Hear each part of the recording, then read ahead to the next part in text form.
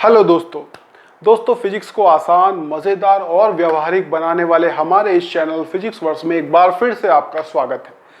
दोस्तों हमने शुरुआत कर दी थी इलेक्ट्रोमैग्नेटिज्म की, जिसमें कि हमने फोर्थ चैप्टर जो आपका 12th का है उसकी शुरुआत कर दी थी।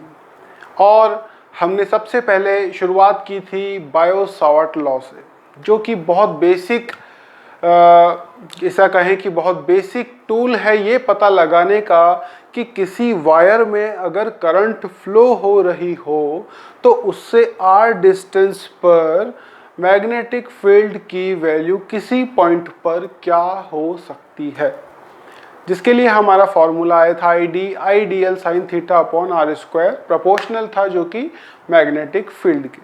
तो उसी फॉर्मूले को यूज़ करके आज हम थोड़ा सा आगे बढ़ेंगे हमारे टॉपिक की तरफ, जो कि है दोस्तों magnetic field due to a finite length, यानी कि अब की बार लेंथ जो है उसको हम फिक्स करेंगे, फाइनाइट लेंथ रहेगी, स्ट्रेट करंट कैरिंग वायर रहेगा। करंट कैरिंग वायर तो कंपल्शन है, करंट कैरिंग वायर ही जो है वो अपने अराउंड एक मैग्नेटिक फील्ड डेवलप कर सकता है। तो इसी को देखते हुए हमने स्टार्ट करा है। यहां अगर आप देखें तो हमने एक वायर लिया है दोस्तों जिसमें I करंट फ्लो हो रही है। ये एक वायर है, ठीक है। अब P पॉइंट पर हमको मैग्नेटिक फील्ड की वैल्यू चाहिए। ध्यान से देखना दोस्तों, क्योंकि ये बहुत इंपॉर्टेंट है और हर जगह कई बार आपको पूछा जाएगा, ये कई एग्जाम्स में पूछा भी जाता है। और 12th के फॉर्म पर तो इसका डेरिवेशन इंपॉर्टेंट है, अदरवाइज आप इसके फॉर्मूले पे फोकस करें जो हम लास्ट में बताएंगे, तो आपका न्यूमेरिकल जो है वो आसानी से हो जाएगा। तो यहाँ देखिए आप, हमने एक वायर लिया है और इससे किसी डिस्टेंस, परपेंडिकुलर डिस्टेंस हमको लेनी है। परपेंडिकुलर डिस्टेंस जो है a, उस पर एक पॉइंट P जो है वो स्थित है। ओके, तो ये तो कंडीशन हो गई आपकी जो कि आपको गिवन है।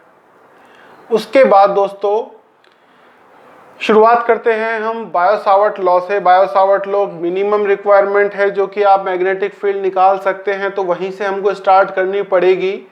तो बायो-सावर्ट लॉ ये कहता है कि किसी dl डिस्टेंस से r डिस्टेंस पर, तो हमको मानना पड़ेगा कि ये r डिस्टेंस पर है। लेट्स सपोज ये r डिस्टेंस पर है, परपेंडिकुलर डिस्टेंस हमें पता है कि a है ठीक है। तो यहाँ dl से r डिस्टेंस पर एक पॉइंट P है।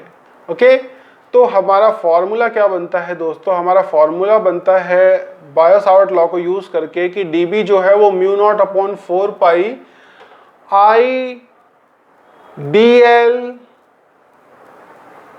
Sign of angle between dl and r। तो dl और r के बीच का जो एंगल होता है वो हमें लेना होता है, ठीक है। तो यहाँ हम गौर करें दोस्तों, हम मानते हैं कि यहाँ r और यहाँ a के बीच का एंगल है थीटा। तो यहाँ का जो एंगल हो गया दोस्तों dl और r के बीच का, वो कितना हो गया? 90 माइनस थीटा। 90 माइनस थीटा हो गया अपॉन r स्क्वायर, ये हमने एज इट इज लिख दिया। तो ये हमारा एक BSL लगाने के बाद, बायो-सावर्ट लॉ लगाने के बाद हमारा एक क्वेश्चन बन गया। अब अगर हम देखें दोस्तों, तो अगर आपने देखा होगा कि यहाँ हम A को, इस वायर को हमको फाइनाइट करने के लिए हमको यहाँ से फिक्स करना पड़ेगा कि ये वाला पॉइंट जो है वो कितने एंगल चलने के बाद आता है और ये वाला पॉइंट जो है वो परपेंडिकुलर डिस्टेंस से कितने एंगल चलने के बाद आता है। तो हम पाते हैं कि लेट सपोज हम अज्यूम करते हैं कि ये φ1 डिस्टेंस चलने के बाद आया और ये यहाँ से φ2 डिस्टेंस चलने के बाद आया। तो अभी हमारा एक्सप्रेशन बना हुआ है, φ2 से φ1 तक जाना है हमको, डायरेक्शन हमने अपोजिट कर रखी, इस वजह से माइनस φ2 से प्लस φ1 तक हमको जाना है। और म्यू नॉट अपॉन 4 पाई आइडियल कॉस थीटा में चेंज हो जाएगा r स्क्वायर। अब दोस्तों दिक्कत ये है कि हमारा जो, हमारे पास में यहाँ dl आ रहा है, जबकि जब हमारी लिमिट के हिसाब से यहाँ हमको डी थीटा चाहिए। ओके, दूसरा ये है कि r जो है वो dl के चेंज होने के साथ साथ बदल रहा है। यहाँ अगर हम देखें DL अगर यहाँ होता तो R की वैल्यू A हो चुकी होती। इसका मतलब DL की लोकेशन से R प्रभावित हो रहा है, तो R भी एक तरीके से थीटा पे निर्भर है। तो d थीटा और R जो है इन दोनों को हमको लेना पड़ेगा कंसीडरेशन में। तो DL पहले हम R के रेस्पेक्ट में देखते हैं कि हमारे पास में नोन चीजें क्या हैं। एक तो है perpendicular distance theta, perpendicular distance A और थीटा, ठीक है, थीटा सॉरी ये आपका φ1 और φ2, जिससे कि इसको फाइनाइट किया जा सके। तो आपके नोन पैरामीटर क्या है, आपके B जो है वो किस फॉर्म में आएगा, फंक्शन ऑफ A φ1 एंड φ2। इन चीज़ों के बारे में हमको नो नहीं है चीज़ें, इनके रेस्पेक्ट में हमारा फॉर्मूला डिराइव होगा।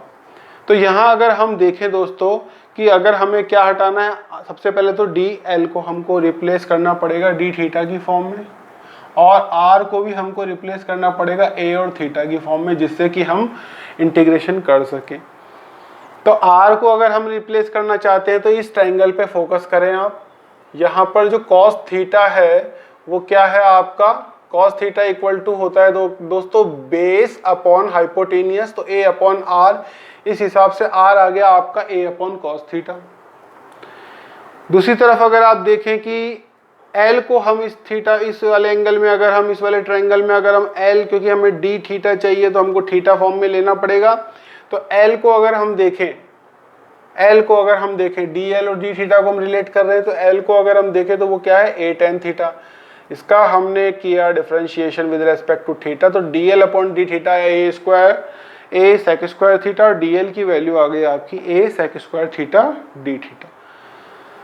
अब हम DL और R की वैल्यू को यहाँ रखते हैं। DL की वैल्यू को तो हमने रखा ये, और R की वैल्यू को रखा हमने ये, ठीक है।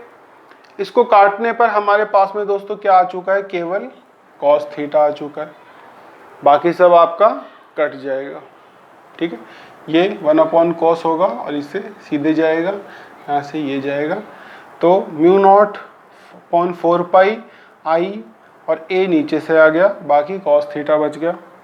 cos थीटा को हम रिप्लेस करेंगे, sin थीटा आएगा, दोनों में φ1 और φ2 की वैल्यू रखेंगे तो हमारा इस तरीके से आ जाएगा, ठीक है। तो mu naught I upon 4 pi A sine of φ1 plus sine of φ2, ये हमारा आ गया magnetic field at a distance, perpendicular distance A। देखो इसमें क्या क्या है, A है, φ1 φ2 है, तो इससे हमारा डिस्टेंस फाइनाइट होगा, फिक्स होगा, अदरवाइज ये चलता जाएगा। इस पर देखने की बात, जो आपके नीट और जेई में आप जो वाले स्टूडेंट्स को केवल फोकस करना है इसके ऊपर और इन दो बातों के ऊपर कि A जो है वो है perpendicular distance from the wire and point, direct perpendicular distance आपको निकालनी। दूसरा है आपका φ1 एंड φ2 जो है वो देखिए आपकी परपेंडिकुलर डिस्टेंस से अपोजिट डायरेक्शन में मेजर किए गए हैं, एक इधर जाएगा और एक इधर जाएगा, क्योंकि दोनों प्लस है तो उससे कोई फर्क नहीं पड़ेगा कि आप पहले φ1 कौन सा ले रहे हैं, φ2 कौन सा ले रहे हैं, दोनों में साइन और दोनों में प्लस है, ठीक है। तो इस तरीके से आपका φ1 φ2 दोनों अपोजिट डायरेक्शन में परपेंडिकुलर लाइन से मेजर होंगे, अपोजिट डायरेक्शन में मेजर होंगे, और A जो है वो पॉइंट से वायर पे परपेंडिकुलर जो डाला जाएगा उसकी डिस्टेंस के बराबर होगा। एक क्वेश्चन कर लेते हैं इजी सा, जिससे आपको एक अंडरस्टैंडिंग डेवलप हो जाए। दोस्तों 5 एम्पियर की करंट फ्लो हो रही है एक वायर में, जो कि P पॉइंट पर आपको मैग्नेटिक फील्ड निकालना है, और ये 45 डिग्री और 10 मीटर परपेंडिकुलर डिस्टेंस पर है, और 45 डिग्री और 30 डिग्री के दो एंगल φ1 φ2 बने हुए हैं। फॉर्मूला हमने लगाया दोस्तों, म्यू नॉट अपॉन 4 पाई की वैल्यू हमको याद रखनी 10⁻⁻7 है ये।